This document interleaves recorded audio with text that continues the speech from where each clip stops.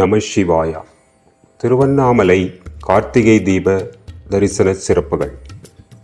அகிலம் காக்கும் தந்தை அண்ணாமலை ஈசனே, என்னை ஆளும் நேசனே, உன் பொற்பாதம் பணிந்து இந்த சிறப்பு நிகழ்ச்சியை தொடர்கிறோம். திருவண்ணாமலையில் ஏற்றப்படும் கார்த்திகை தீபத்தை நேரில் பார்ப்பவர்களின் 21 தலைமுறைக்கு முக்தி கிடைக்கும் என்று நம்பப்படுகிறது.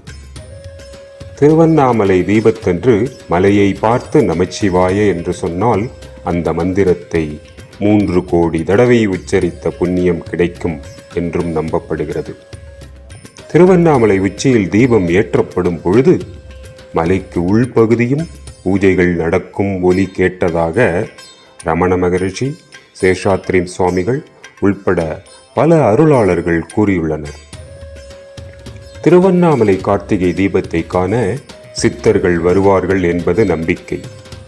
அப்படி வரும் சித்தர்கள் மலை உச்சியில் தீபம் ஏற்றும் கொப்பரை நெய்யில் சக்தி வாய்ந்த மூலிகை தைலங்களை சேர்த்து விடுவதாக சொல்கிறார்கள்.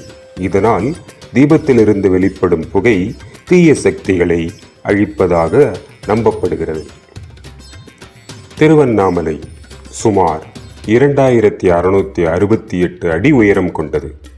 கீழிருந்து மலை உச்சி வரை செல்ல சுமார் 8 கிலோமீட்டர் பாதை உள்ளது. மலை ஏற சுமாராக 4 மணி நேரம் ஆகும். திருவண்ணாமலை கார்த்திகை தீபத்திற்கு சர்வாலய தீபம், கார்த்திகை விளக்கீடு, ஞான தீபம், சிவஜோதி, பரஞ்சுடர் என்றும் பெயர் உண்டு. திருவண்ணாமலை உச்சியில் தீபம் ஏற்ற பயன்படுத்தும் கொப்பரை சுமார் 2000 லிட்டர் நெய் பிடிக்கும் அளவு கொண்டது. மலை உச்சியில் ஏற்றப்படும் தீபத்தின் அந்த வெளிச்சம் ஒளி சுமார் 20 கிலோமீட்டர் தொலைவிற்கு தெரியும் என்றும் கூறப்படுகிறது.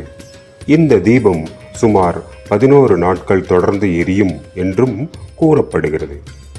பஞ்சபூத தலங்களுள் திருவண்ணாமலை அக்னி தலம், அதாவது நெருப்பிற்குரிய தலம். இங்கு மலையே இறைவனின் சொரூபமாக உள்ளது. சிவாய நம, சிவாய நம, ஓம் நம சிவாய.